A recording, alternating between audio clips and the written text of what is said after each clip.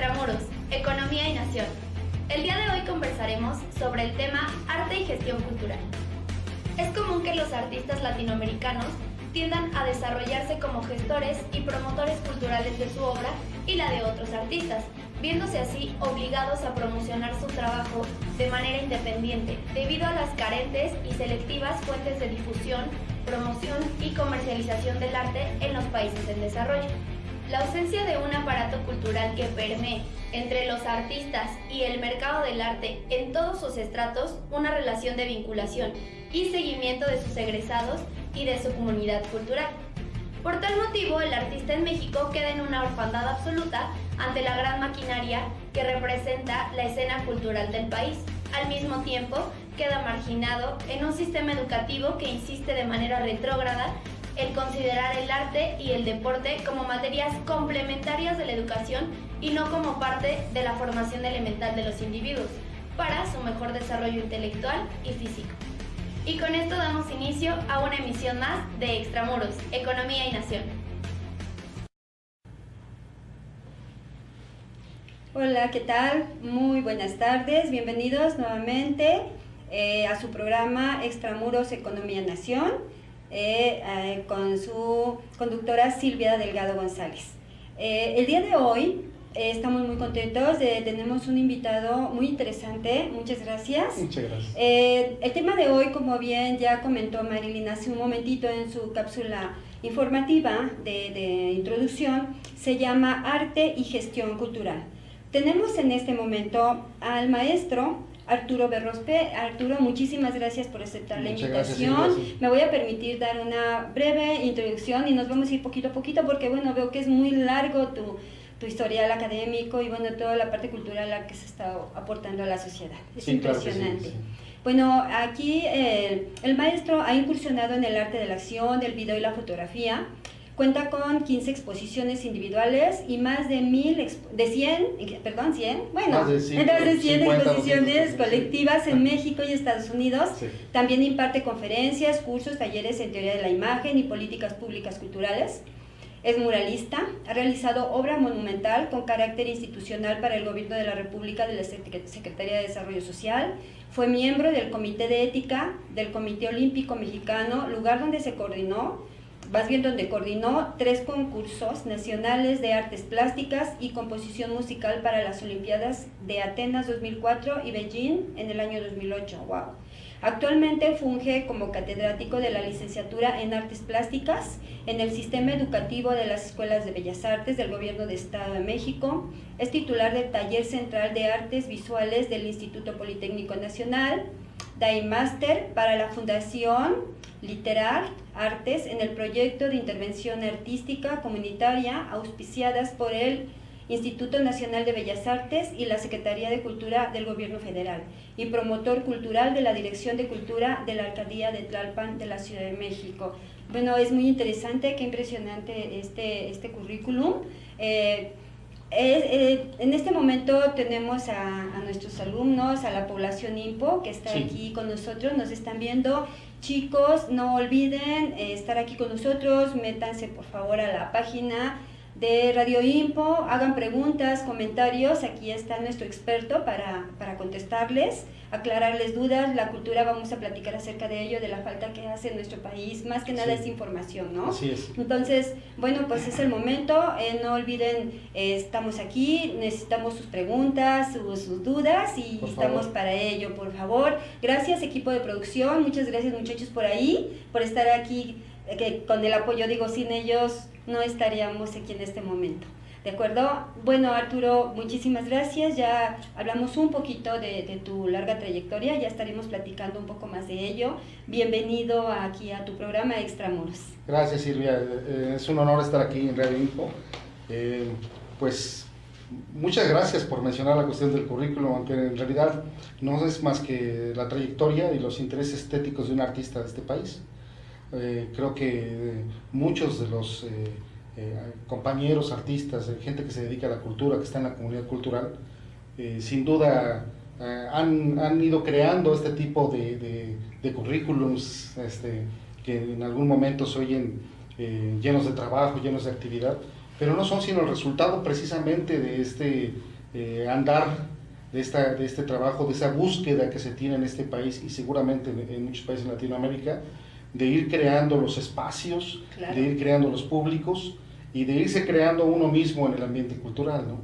Entonces, más que otra cosa es el resultado de como coloquialmente se dice, estar picando piedra durante 30 años y luego esos 30 años en que estamos dedicados al arte. Ven, chicos, por aquí tienen mucha experiencia, 30 años de experiencia es impresionante, entonces pues abordarlo, ¿no? A ver, el apoyo lo tenemos aquí.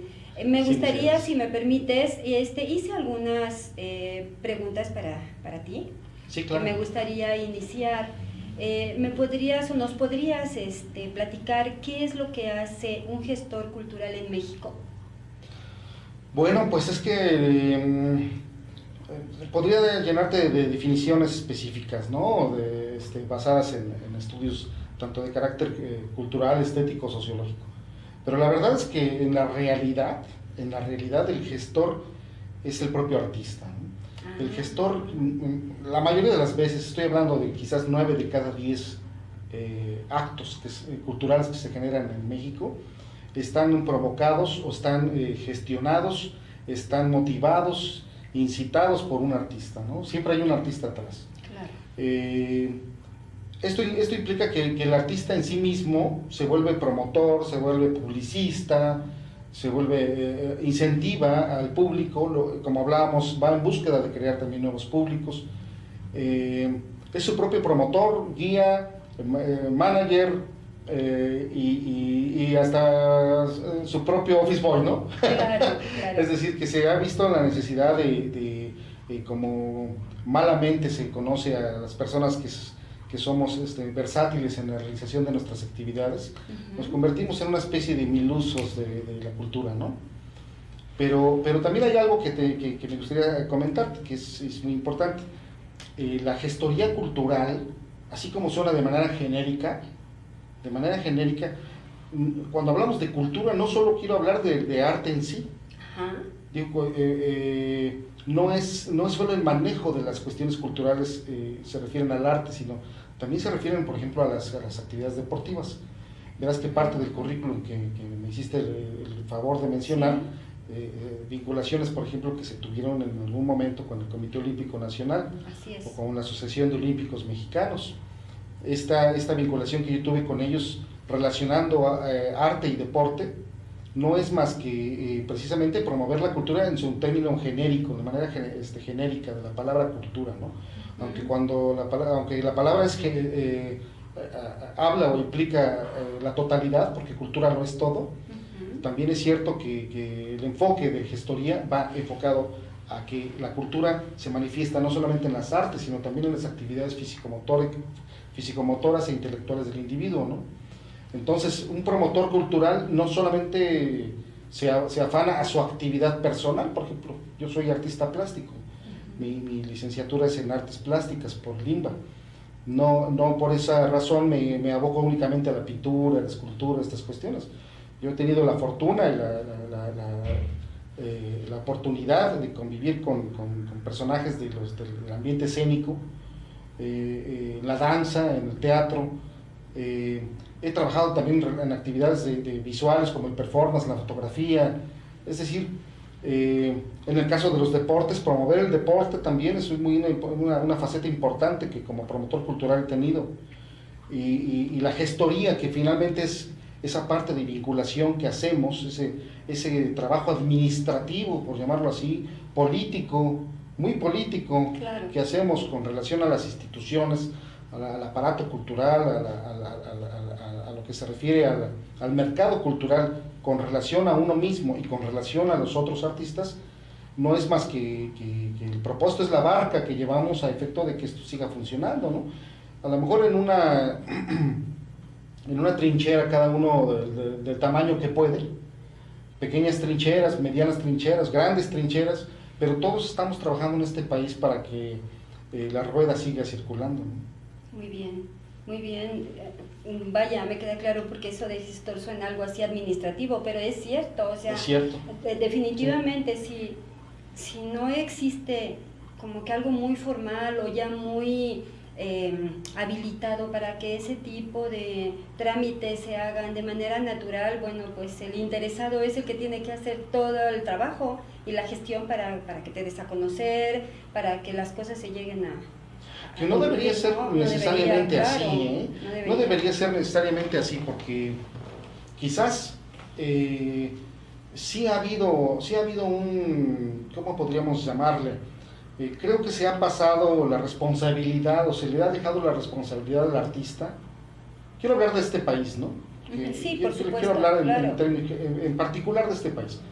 Creo que se le ha dado la responsabilidad al artista de ir en búsqueda de sus propias proyecciones, de que esta idea de difundirse a sí mismo, de promoverse a sí mismo, de darse a conocer, de hacer notar su existencia dentro de la comunidad cultural, le corresponde al artista, cuando en realidad le corresponde al Estado, ¿no? Exacto. Cuando en realidad le corresponde al mercado del arte. Pero cuando vemos que un mercado del arte se emplea más hacia ciertos grupos élite, que es lógico que se tenga que elitizar, porque bueno, finalmente ellos comercian, ellos saben qué es lo que se vende y qué es lo que no se vende. Es decir, si finalmente hay un estrato en cada etapa, en cada esa pirámide comercial, hay estratos de venta y de comercio. Lo entendemos muy claramente. Yo recuerdo, por ejemplo, y que con el respeto que siempre le he tenido y la admiración profunda, por ejemplo, yo recuerdo al maestro Otón Telles, que fue director de La Esmeralda. El maestro Otón Telles era una persona con una visión política muy clara, muy interesante. Pero además era artista plástico, es pintor. Y entonces el maestro creó una página de internet, yo recuerdo que es una de las páginas más innovadoras en aquellos momentos.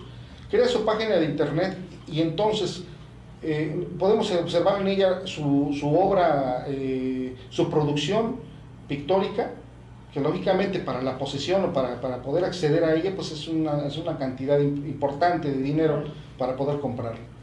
Pero él, de manera muy interesante y muy inteligente, provee en ese mismo mercado una serie como de estratos, en donde, por ejemplo, no me puedes comprar un cuadro, pero sí puedes, por ejemplo, tener un póster mío. Y el póster vale 25 pesos, por decir. No, pero no puedes el póster, a lo mejor tienes 100 y te puedes comprar una taza. Y si no, pues a lo mejor una playera, ¿no? Entonces, con el estampado de su pintura. Claro. Eso me hace pensar que realmente lo que nos ha faltado es verdaderamente, o sea, también el mercado del arte en ese sentido se ha ausentado de buscar nuevas estrategias de mercado a fin de llegar a todos los niveles o estratos económicos para que se pueda acceder al arte de manera a nivel de posesión. Sí, porque el arte es cara. Sí, sin duda es carísimo. El arte es caro. Y tiene que serlo, porque finalmente no se vende un pedazo de tela, no se vende una función en sí, sino se vende todo el proceso que tiene el artista, de años, de miles de trazos, de miles de una disciplina de años, que es la que le permite de alguna manera exteriorizar lo que como individuo y como parte de una sociedad lo integra, ¿no? Claro. Entonces, no es en sí solo la pieza, sino su valor, su contenido histórico, su capacidad de representar a nuestro momento histórico o de visualizarlo a futuro, ¿no? Sí, fíjate que ahí hay algo muy interesante, donde lo que realmente le da el valor a un producto terminado para un consumidor final lleva intrínseco la fuerza de trabajo del hombre, o sea, el desgaste ya sea intelectual o físico, eso es lo que realmente le da el valor al producto. Por supuesto, hay piezas, por ejemplo, que tendríamos que revalorar. Digo, ya a nivel teórico ya se empieza a hablar de este tipo de temáticas y quizás no es tan novedoso para muchos, pero para otros quizás sí. Pero simplemente obras que en un momento histórico pudieron haber sido definidas como arte, hoy en día ya no fungen como tales. Es decir, ya no cumplen con todos los satisfactores necesarios, con la completud necesaria para considerársele como arte. Es decir, que pueden ser grandes pinturas, por ejemplo, hablando de pintura, pueden ser grandes pinturas hechas, piezas maestras, Claro. pero ya no fungen como arte. El arte siempre tiene como principio, como fundamento, el representar el momento histórico o avanzarse a él. Cuando supera una pieza de arte las generaciones, Sí. es cuando conocemos que esa pieza ha trascendido las épocas y es una pieza universal, Claro. piezas con carácter universal. Cuando no, sí, hay muchas piezas que podrían ser todavía cuestionadas en relación a si son arte o no. Mira, excelente. Muy bien, vamos a un breve comercial. Sí. Nada más antes de irnos al breve comercial, me gustaría por ahí comentarles, bueno, que tenemos las licenciaturas en Derecho, Psicología, Trabajo Social, Psicopedagogía, Administración y Finanzas, Informática Administrativa. En el mes de diciembre será el 50% de descuento en inscripción a nivel bachillerato y licenciaturas y del 30% hasta el 15 de enero, para que por ahí tomen esto en cuenta. Los esperamos aquí, nuevo ingreso, por favor chicos, avísenles por ahí a todos sus conocidos, amigos, familiares, pues que estamos en una escuela que realmente los va a preparar y los va a llenar de conocimiento y formación integral. Los esperamos por aquí, vamos a unos breves comerciales y regresamos en un momentito. Sí. Esto es Extramuros Econominación. Sí, gracias. Gracias. Muchas gracias, ya estamos de regreso aquí en Extramuros. Gracias por estar aquí con nosotros. Por ahí voy a mencionar otro pequeño gran bloque Sí. de tu reseña curricular, sí. Si me lo permites. Bueno, Arturo fue becado residencial durante la realización de sus estudios artísticos profesionales, así como por el gobierno de la Ciudad de México. Premio especial en el concurso interuniversitario Artes Escénicas por el Instituto Politécnico Nacional, ganador colectivo de la beca Padido otorgada por el Centro Nacional de Artes en la modalidad de interdisciplina, mención honorífica en pintura en concurso de arte La Silla de Ruedas a fin de milenio. También fue galardonado con el premio anual Naucalpense distinguido por el gobierno municipal y por el premio de los valores artísticos y culturales por parte del gobierno de la Ciudad de México a través de la Secretaría de Seguridad Pública. Su trabajo interdisciplinario lo ha llevado a participar en diversos proyectos educativos y culturales como el Festival Internacional de Sax en la UNAM, el Internacional de Arte Sonoro y Música Electrónica del Tecnológico de Monterrey y el Programa Artístico del Estado de Campeche para la Feria de las Culturas Amigas en el Zócalo Capitalino en el año 2017. Bueno, pues como verán, sí me interesaba mucho comentar la trayectoria porque yo soy de las personas que piensan que para que la formación del ser humano, ahora que tenemos jóvenes estudiantes, sea totalmente integral. Sí. Y yo creo que para que la sociedad viva de manera adecuada y seamos personas felices con un buen vivir, es importante estar rodeados de toda esa formación y no nada más los conocimientos fácticos, sino todo aquello bonito que es la parte cultura y ahorita que acabas de mencionar la parte del deporte, Sí. para que una persona se desarrolle de manera adecuada y eso impacta directamente a que la sociedad viva bien, viva feliz, ¿no? Sí, sin duda, sí, lo convierte en un ser humano integral. A mí me preocupa un poco el hecho de que tanto arte como deporte ha tenido que convivir generacionalmente durante toda la vida, todo el tiempo, ha convivido con las comunidades de manera complementaria.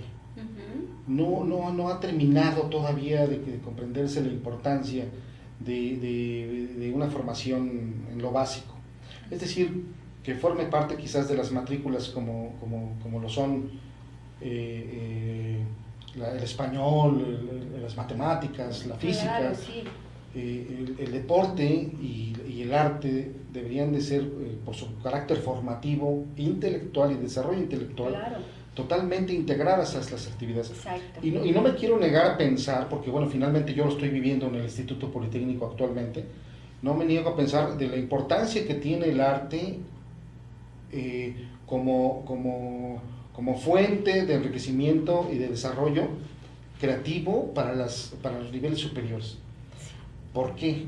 Porque yo, por ejemplo, lo veo en el Instituto Politécnico en este sentido, ¿no? Los jóvenes sin duda nos han demostrado que internacionalmente han tenido logros impresionantes. Han tenido logros a nivel científico, a nivel tecnológico muy importantes.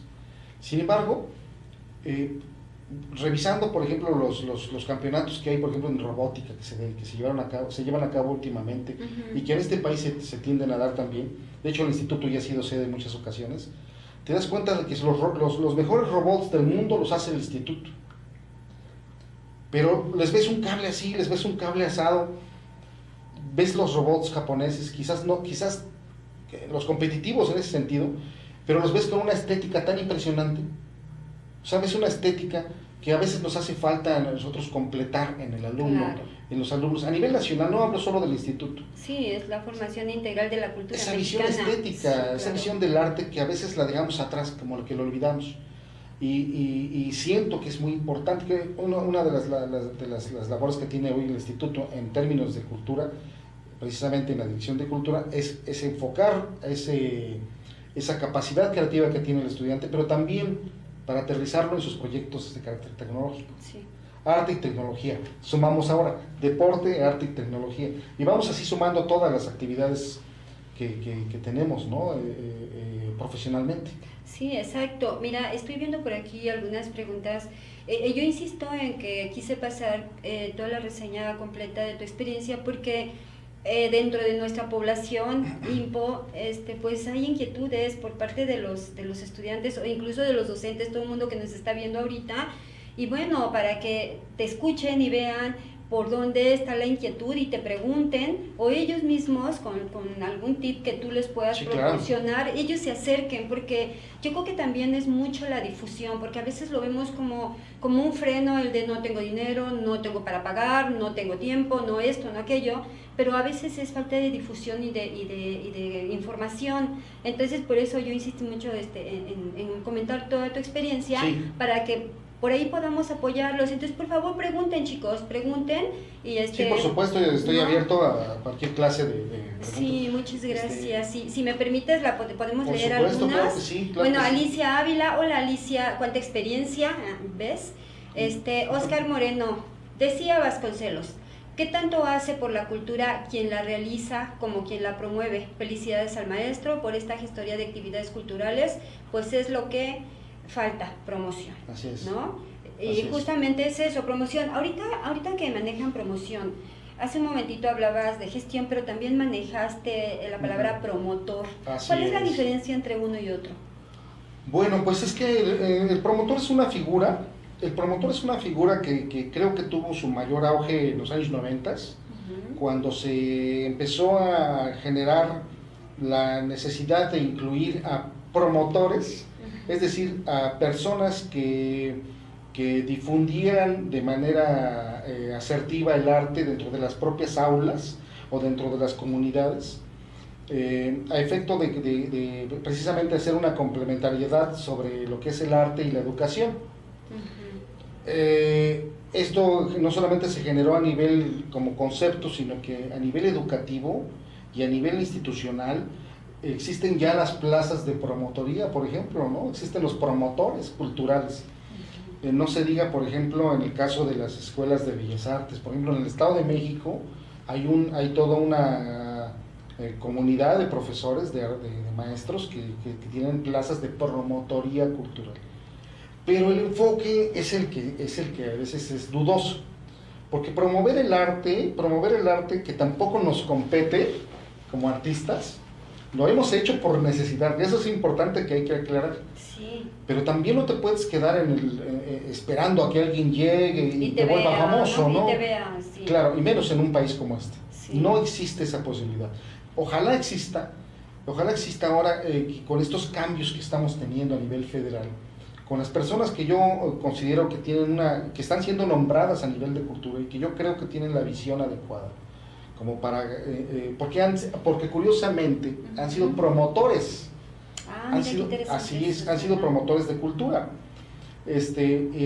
para no invadirlos y no tener que mencionarlos, pero por ejemplo las nuevas directrices que se están generando a nivel de Secretaría de Cultura, a nivel de Instituto Nacional de Bellas Artes, son personajes que vienen de la promotoría cultural, O sea, es decir, gente que conoce las necesidades. Eso es muy bueno. Sí, sin duda sí. Llevas sí. la información real. Exacto. Creo que es una de las pocas veces que se ha conocido el nombre de un personaje que va a dirigir el Instituto Nacional de Bellas Artes y que la misma comunidad cultural no se queje de ello. ¿Por qué? Porque sabemos que es gente que también está en la lucha. El promotor, para contestar la pregunta que me hacías, el promotor en sí, la búsqueda es de satisfacer la necesidad de proyectar el arte a las comunidades. Muy bien. ¿Sí? En cambio, el gestor no. El gestor no solo promueve, sino difunde, administra, crea y desarrolla las posibilidades y los vínculos necesarios para con las instituciones a efecto de que se genere una vida cultural en el país. Mira, muy bien. ¿Sí? Es decir, el gestor, y como lo indicaba al principio, no solamente se basa en la cuestión artística, porque cultura no es eso solamente, sino muchos otros aspectos, sin negar la posibilidad de insertarse en otras actividades como lo puedan ser, como ya mencionaba, la cuestión deportiva u otras que sean para el beneficio de la sociedad en sí, ¿no? Claro. Creo que la diferencia es en sí esta, ¿no?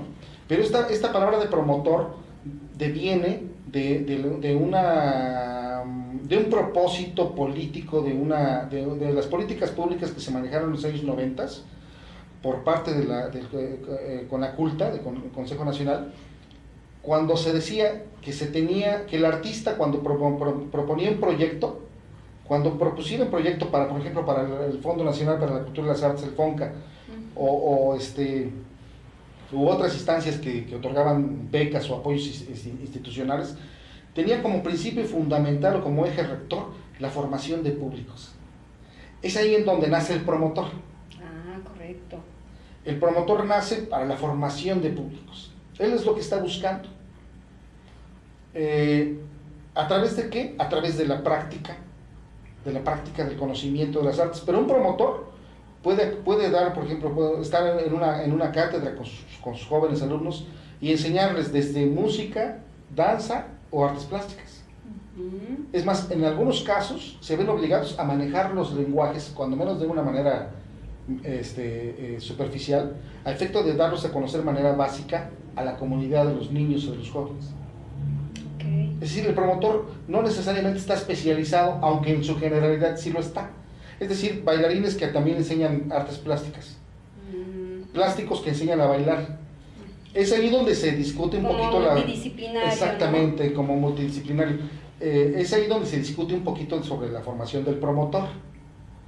El promotor debe estar continuamente en formación, porque su trabajo es directo, es una vinculación directa con el público. Muy bien. ¿Sí? Son los ejecutores de esa creación y de esa manifestación cultural viva. Y van de la mano uno con el otro, ¿no? Además. Sin duda, viven uno para el otro. Sí, claro. Muchas gracias. Sí. Vamos a un breve comercial. Claro. Nada más quisiera comentar antes de irnos, si me permiten. Recuerden que, terminamos la licenciatura, pero hay que seguir. Yo les he comentado muchas veces, descánsenle tantito, pero después van a decir, lo que sigue, ya me aburrí, ¿no? Necesito más. Esto se convierte en un vicio muy bonito en el estudio, ¿no? También contamos con un descuento de inscripción en las maestrías, con un 30% de descuento en diciembre y 15% de descuento hasta el 15 de enero. Por mencionar, tenemos la de educación, la maestría en educación, tanatología, psico-oncología, derecho penal, entre otros. Métanse por ahí a la página o acudan aquí con nosotros a Info directamente y ya tendrán más información. O comuníquense por favor al teléfono 6393 1100 y como les mencionaba hace un momento, en las páginas de la institución. ¿De acuerdo? Por aquí los esperamos a seguirle, chicos. No termina, solamente es un pequeño escaloncito la licenciatura y vámonos con lo que sigue, ¿no? Estamos en Extramuros, regresamos en un momento. Muchas gracias por estar con nosotros, ya estamos de nuevo en Extramuros, aquí de regreso. Vamos, si por ahí vamos a decir un tercer bloque de tu reseña. Bueno, dice que aquí el maestro ha incursionado el arte de acción, el video y la fotografía, maravillosa la fotografía. Sí. Cuenta con 15 exposiciones individuales y más de 100 exposiciones colectivas en México y Estados Unidos. También imparte conferencias, cursos y talleres de teoría de la imagen y políticas públicas culturales. Es muralista, ha realizado obra monumental con carácter institucional para el Gobierno de la República y la Secretaría de Desarrollo Social. Fue miembro del Comité de Ética del Comité Olímpico Mexicano, lugar donde coordinó 3 concursos nacionales de artes plásticas y composición musical para las Olimpiadas de Atenas y de Beijing, ya lo habíamos comentado. Sí. Actualmente funge como catedrático en la licenciatura de Artes Plásticas en el sistema educativo de las Escuelas de Bellas Artes del Gobierno del Estado de México.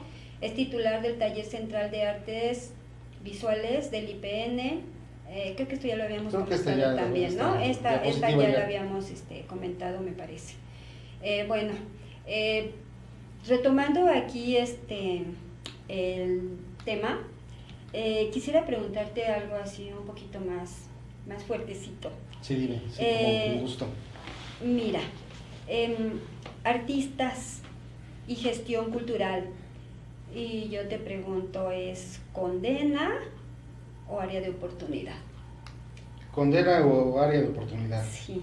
Pues yo creo que tantito, un poco de los dos. Sí, es que estamos en extramuros, así es que adelante, puedes hablar.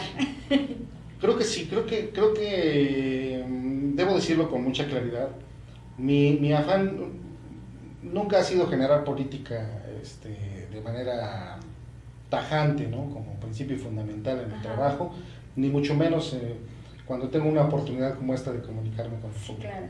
Sin embargo, hay que decir las cosas muy claramente, ¿no? Siempre, y eso es fundamental.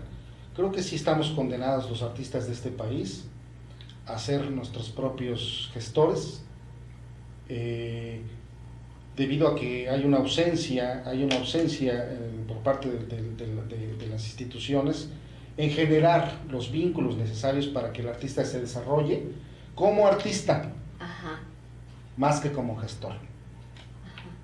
Sin embargo, tengo que decir que es una gran área de oportunidad del artista, porque pasa algo semejante a lo que sucedía en algún momento con la cuestión de los críticos, ¿no? Cuando los críticos comenzaron a existir en relación, por ejemplo, a las artes plásticas, y empezaban a ellos a discernir, a disertar sobre las obras de los artistas, el artista no se quedaba conforme con lo que el crítico decía sobre su propia obra, que en muchas ocasiones lo encasillaba o en muchas ocasiones lo etiquetaba. Claro. ¿Qué pasó entonces, no? Que el mismo artista se vio en la necesidad, ¿sí? Con una visión que, por cierto, el propio Oscar Wilde planteaba, ¿no? Que el artista debe ser su propio crítico, ¿sí? El artista como crítico de su obra. Se vio la necesidad entonces de volverse un ser humano más teórico, de un ser humano con una visión intelectual más desarrollada, y no solamente desde el punto de vista de la creación en lo visceral, sino de lo intelectual. Pasa entonces que la cuestión de la gestoría implica que haya una visión clara sobre lo que es las políticas públicas del país, que haya una actualización sobre lo que se está sucediendo hoy en día en la cultura de México, que se entienda claramente cuáles son los sectores y las poblaciones y cómo se manifiesta cada uno de ellas a nivel de estratos culturales, porque no todo lo que se fabrica en cultura es arte. Así es. Eso es fundamental. O sea, también hay una definición del arte, hay una definición del arte popular y hay una definición de la producción artesanal. Ese es otro punto interesante. Es muy nuestras culturas claro. indígenas, que es de lo más maravilloso que tenemos. Exactamente, y no todo es arte, claro, pero sí es cultura. Así es. Entonces, el artista sí se ha visto en la necesidad de hacer esto, pero también es un área de oportunidad porque nos ha permitido tener un espectro mucho más amplio de lo que en realidad está pasando en este país. De no ser solamente el ser kafkiano que se inunda en su yo, ¿no? y se resguarda en sus momentos de producción ascéticas para que únicamente la gente venga y a su muerte lo rescate de su capacidad o genio, ¿no? Claro. Claro. No, nos hemos visto también la necesidad de ser empáticos, nos hemos visto la necesidad de crear espacios, de convertirnos a nosotros mismos en el espacio. De ver varios sectores, o sea, cómo se maneja la parte política, o sea, cómo se maneja todo. Claro, nos ha despertado. Todo el contexto completo. Sí, y eso te despierta socialmente. Sí, claro. No quiere decir con esto que todo el mundo lo haga, pero la mayoría se ha visto la necesidad de hacerlo por lo menos alguna vez. Y eso es un área de oportunidad, porque finalmente nos hemos vuelto también más integrales, más competitivos. Sin embargo, insisto, el artista debería concentrarse única y exclusivamente en hacer arte. No en promocionarse, ni en gestionarse, ni en andar vendiendo boletos para su obra de teatro. Sí, exacto. Es tristísimo ver las condiciones en las que se encuentran en este momento tanto las artes escénicas como las artes plásticas o visuales. Es muy triste que solamente se vaya a la inauguración a una exposición el día de la inauguración. Sí, es triste. Y es muy triste que se tenga que regalar mitad de la taquilla para que la gente vaya al teatro. Y es que, digo, ahí podemos hablar de la cultura, y esta es gran parte cultural del país. Así es. Pero es también, yo insisto, desde un inicio yo lo comentaba contigo, es la difusión, es la información, sí, pero es que es caro. Sí es caro porque vale la pena, pero también hay lugares donde hay accesos Así es. a tu alcance. Por eso es que es importante la presencia del Estado, pero no solamente para suministrar ese tipo de promoción a los artistas consagrados, sino para tener un seguimiento de los jóvenes talentos. Exacto. Desde el inicio. Y no se diga una vez que han sido egresados de sus propias instituciones. Yo no he tenido absolutamente ningún vínculo con la Escuela Nacional de Artes Plásticas La Esmeralda desde que yo me titulé. Ningún vínculo. Y eso está mal. Eso no debe de ser. Debe haber un seguimiento al egresado, debe haber un seguimiento al titulado y debe haber un apoyo institucional que nos fortalezca por identidad. Exacto. Porque eso se llama identidad. Exacto. Y podríamos como abundar aquí o vincular esta parte de las políticas públicas, esta parte de las fallas que tiene el Estado en esta situación, con la parte del sector educativo, con las políticas educativas. Así porque es. Lo que es políticas públicas debe de responsabilizar o amalgamar o potencializar a las políticas educativas para llevar toda esta información, toda esta cultura, todo el arte a los jóvenes y a los niños. Así y desde es. ahí ubicar talentos. Por supuesto. Es que tiene que haber un ojo que observe el desarrollo de una generación específica, o sea, de las generaciones en sí. Ajá. Y ese mismo ojo es el que permite, hablamos de inclusión, pero ¿cómo podemos hablar de inclusión si no hay oportunidades? ¿Cómo sé si yo puedo ser un gran artista si no hay nadie que pueda colocar ese termómetro en mi persona o en el individuo para ir en búsqueda o pernoctar sobre mi capacidad? Guiarme. O guiarme. Esto se le deja entonces en manos del profesor de la educación básica, por ejemplo.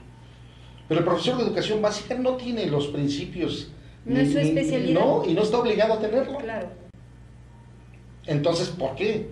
Porque finalmente volvemos al mismo problema. En la educación básica, en la educación elemental, no está instituida el arte como materia de estudio formal, como parte de las currículas, no está fundamentada, solamente está ahí para que los maestros se vayan a almorzar en lo que el maestro de arte los pone a hacer pinturitas. Sí, ¿No? debe de estar dentro de los planes y programas de estudio, pero como una materia básica. Es complementaria. Y mientras lo veamos de esta visión transversal, estamos equivocándonos. No es una cuestión de transversalidad. La transversalidad debe de ser a manera de proyecto, a manera de producto, de búsqueda de evidencias. Exacto. Pero no en el sentido de que una materia atraviese las otras solamente como si fuera el chocolate en el pastel. Sí. No, tiene que ser parte de lo integral en el ser humano. E insisto, no solamente lo veo desde el punto de vista artístico, lo veo también desde el punto de vista de lo físico. porque de la manera en que eduquemos al ser humano desde su educación básica, a una alimentación adecuada, toda esta visión que se tiene y que algunos personajes hoy de hoy tienen la visión clara de lo que se necesita en el sistema deportivo, en el sistema de la cultura deportiva de este país. Lo primero que mencionan es esto: educar para sanar. ¿Por qué?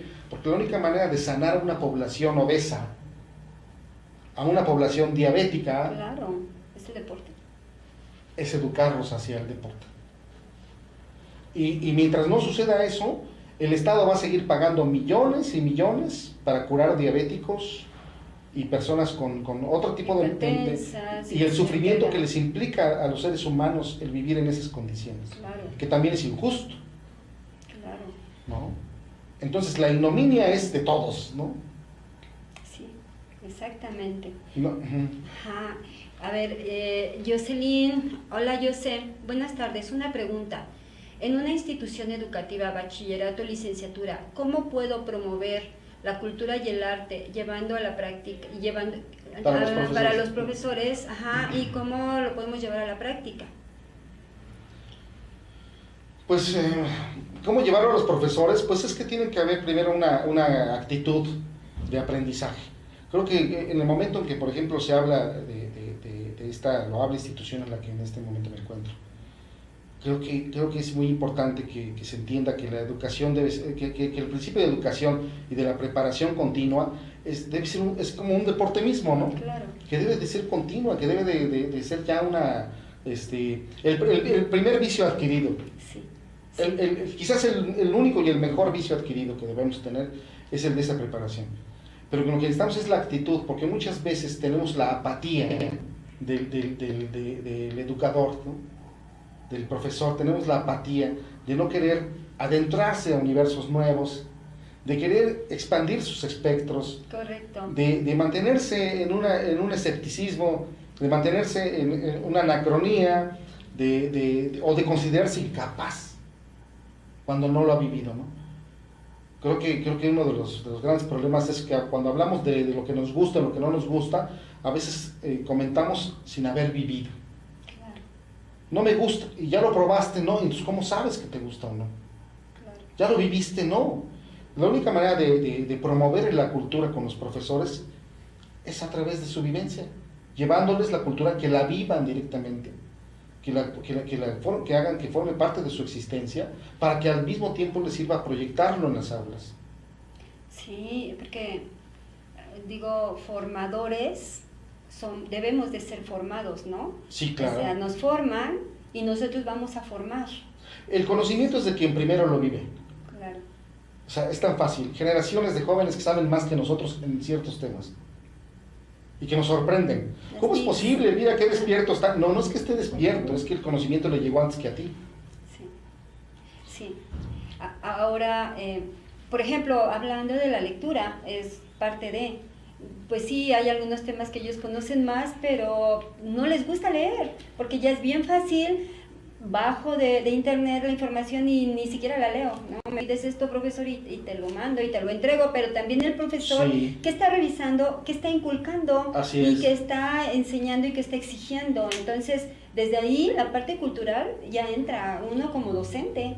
No, pues hasta las mismas empresas de librerías hacen su publicidad relacionando este carácter de ignominia de la no lectura, ¿no? Uh-huh. Si no lees, no te vas a dar cuenta que está pasando esto en el país, ¿no? Claro. Cuestiones de ese tipo. Sí, pero ¿quién nos enseña a leer? Yo pregunto, ¿no? Yo le pregunto a los jóvenes, al público, yo le pregunto, ¿y quién nos enseña a leer? Porque nos dicen lee, pero ¿quién nos ha enseñado a leer? Porque leer también es una tarea que lleva un método y lleva un proceso. Y que si aprendiéramos a leer nos daríamos cuenta de lo maravilloso que es saber leer. Y comprender, que es lo más importante. No se trata de leer, porque leer es casi autómata, o sea, es un automatismo. Cuando la gente se ve frente al libro, yo lo he visto con todas las generaciones de jóvenes con las que he tenido, ¿no? Como profesor. Y cuando toman el libro, se vuelven autómatas frente a las letras. No hay un vínculo, no hay no hay una relación de vínculo con el libro, con las letras, con las palabras, con las frases. No hay una integración, no hay una profundización, ni siquiera se escuchan a sí mismos, ¿no? Están más preocupados por leer bien que por entender, por comprender, que es la palabra adecuada, comprender la lectura, ¿no? Entonces, sí necesitamos que el profesor como formador es el primero obligado a estarse formando continuamente.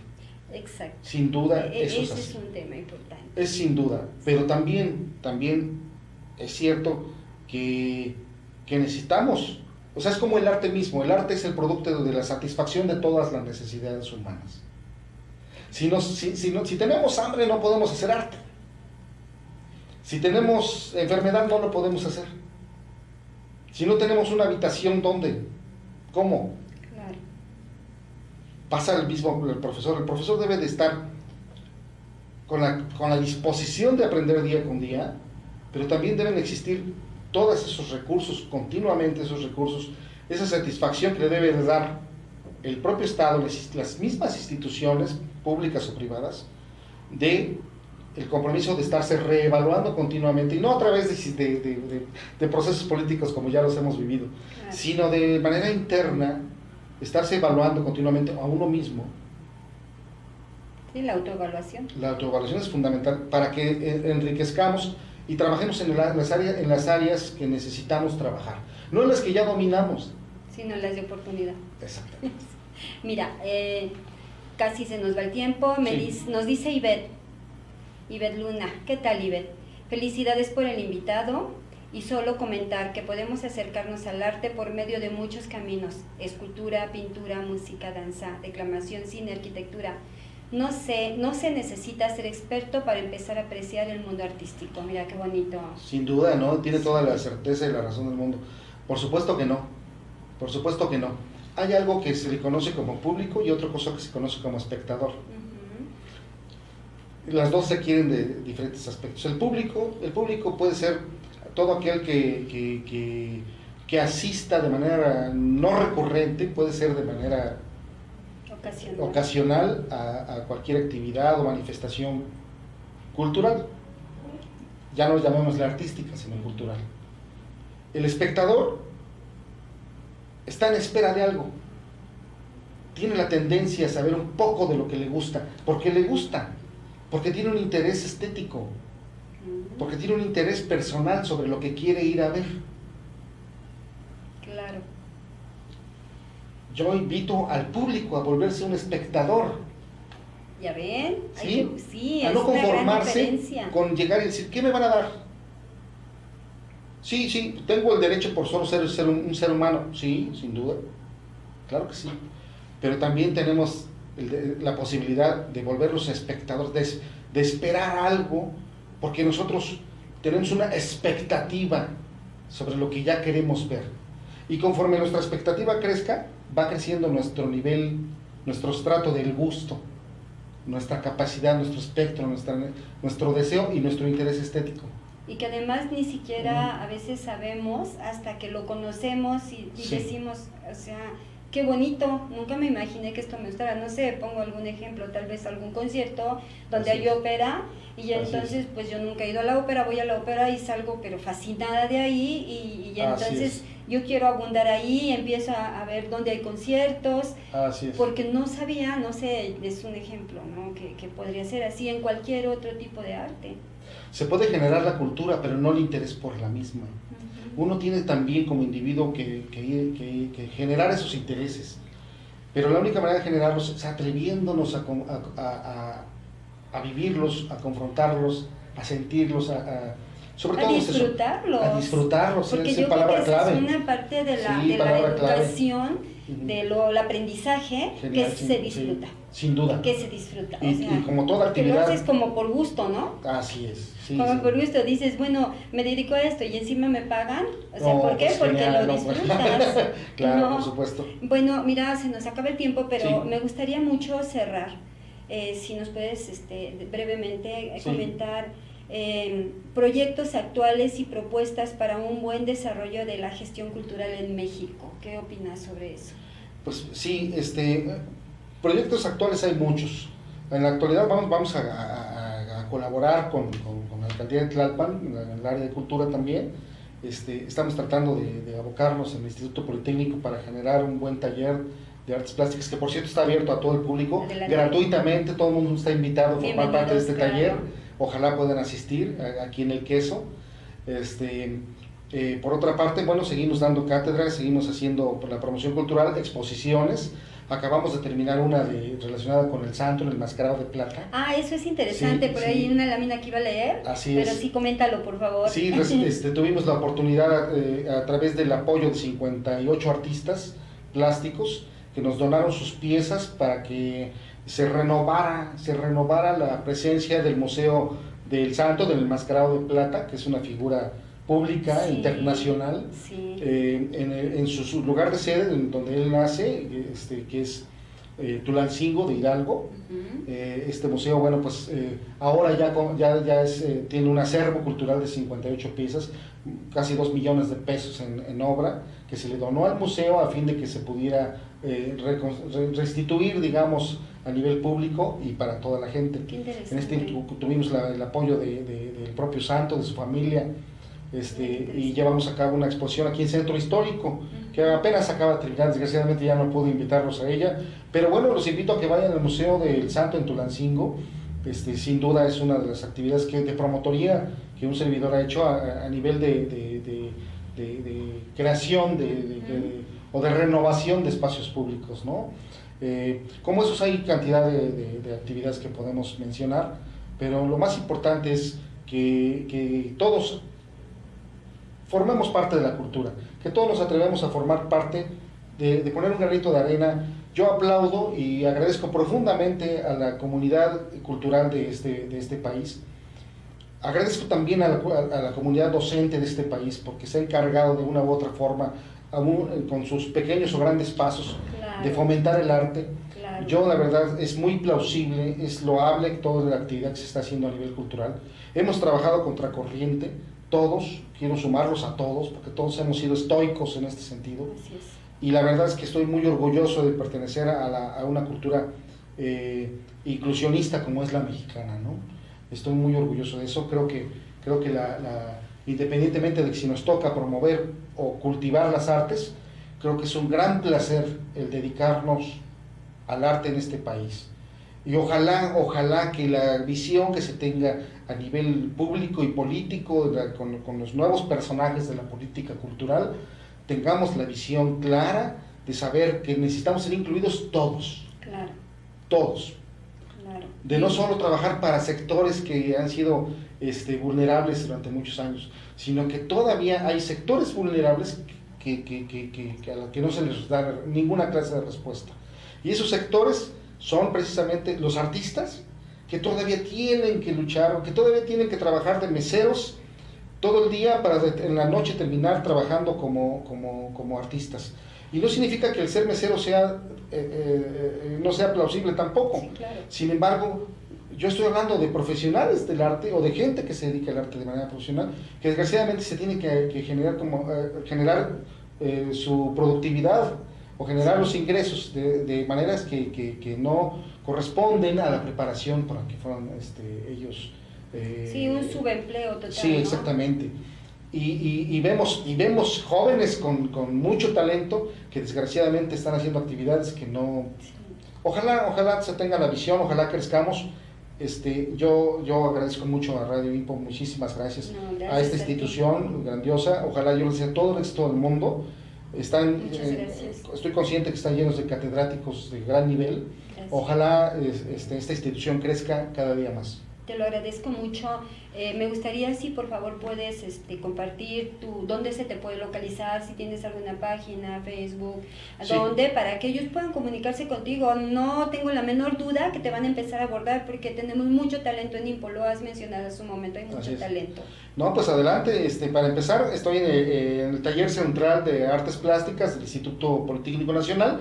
Ahí pueden buscarme, que es en el Centro Cultural Jaime Torres Bodet, Zacatenco. Ujú. Ahí está un servidor. También pueden buscarme en las redes sociales como Berrospe Art, ¿sí? Como Muy bien. Berrospe Art de Arturo, Ajá. Berrospe Art. Y y por supuesto a mi correo electrónico berrospe-pintor@hotmail.com. ¿Lo puedes repetir? Sí, es berrospe-pintor@hotmail.com, donde me encuentro a sus órdenes. Y bueno, próximamente van a tener noticias. Vamos a seguir produciendo muchísimas cosas para el arte y para la cumpleaños de Arturo, Berrospe Art, y por supuesto a mi correo electrónico berrospe-pintor@hotmail.com. ¿Lo puedes repetir? Sí, es berrospe-pintor@hotmail.com, donde me encuentro a sus órdenes. Y bueno, próximamente van a tener noticias. Vamos a seguir produciendo muchísimas cosas para el arte y para la cumpleaños de Arturo, Berrospe Art, y por supuesto a mi correo electrónico berrospe. Hemos estado ahí trabajando con lo del juguetón. Por favor, digo, hay que apoyar más. Hay muchos niños que quieren ser felices este fin de año, entonces pues por ahí los hablando esperamos. de inclusión. Sí, claro, hablando de inclusión y de identidad con Info, ¿de acuerdo? Bueno, pues muchísimas gracias. Nuevamente, gracias, de verdad. Normalmente mandan ellos comentarios y preguntas porque a veces no pueden verlo en vivo, pues tienen actividades, pero claro, lo ven en la repetición. Seguramente por ahí va a haber preguntas. Te agradeceré mucho si puedes comentarlas. Yo, en un momentito seguramente producción te etiqueta el video, para que por ahí les estés contestando a lo largo de la semana. Te lo agradeceré mucho. ¿Sí? No, y que sea una nueva generación para todos. México es tierra de luz, México es tierra de cultura. Así es. Así que todos somos cultura. Muchísimas gracias. Gracias a todos, que tengan una excelente tarde. Esto fue Extramuros, Economía y Nación. Silvia Delgado se despide de ustedes. Un fuerte abrazo.